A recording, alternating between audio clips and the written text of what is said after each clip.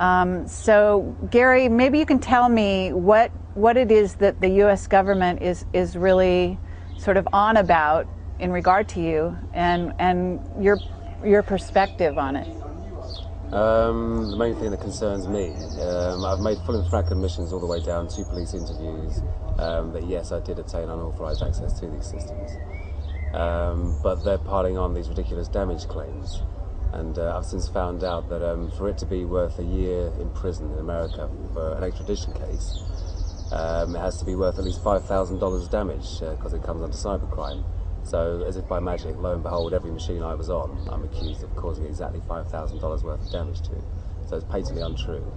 And in my opinion, and the opinion of others more well-informed than me, the pressure they're bringing to bear has more to do with where I've been and what I may have seen.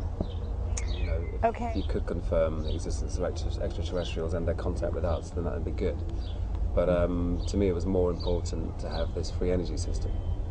Okay. And having been all over other NASA installations already, I assumed the blank password scanning method would work the same in Johnson Space Center, and it did.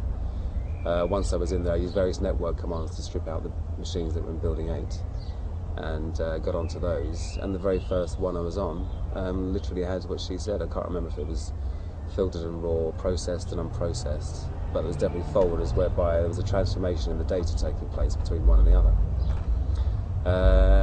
These folders were full of images in a proprietary NASA format, or in a format I'd never seen before, no JPEGs or GIFs.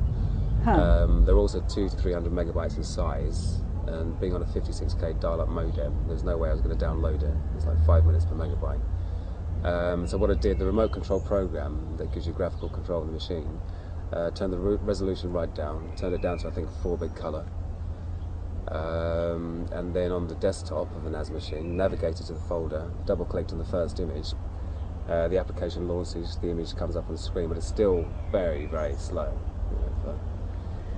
And what I saw, I was hoping to see exactly what she was describing, sources and very definite imagery. Mm-hmm. And what instead I saw was, I assume was the Earth. This was in sort of shades of grey, but you had the Earth's hemisphere, I think about 2/3 of the screen, and then halfway between the top of the hemisphere and the bottom of the picture, there was a classic sort of cigar-shaped object, but with sort of golf ball domes, geodetic domes, above, below, and this side, and I assume the other side as well, so to the left and the right as well, and with very slightly flattened cigar ends.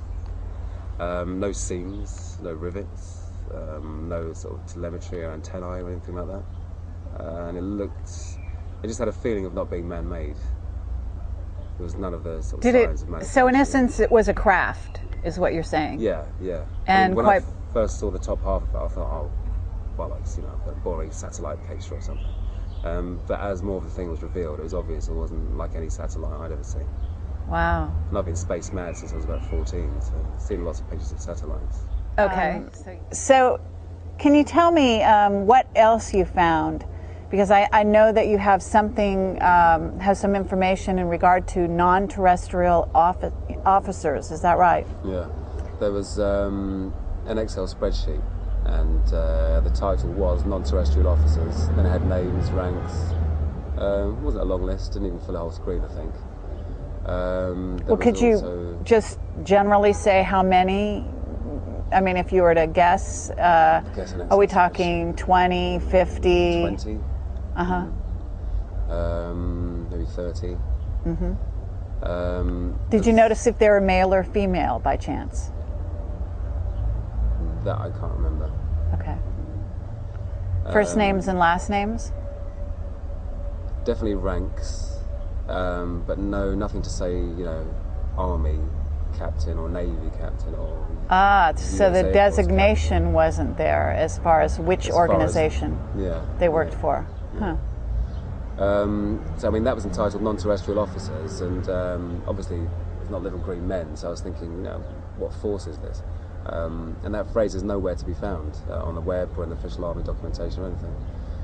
And the other thing was a list of ship-to-ship and fleet-to-fleet transfers. Bear in mind, fleet-to-fleet, so multiple ships, of materials. And these ships weren't, US Navy ships. Again, I don't remember any of the names, but I remember at the time looking and trying to match up the names, and there wasn't anything that matched.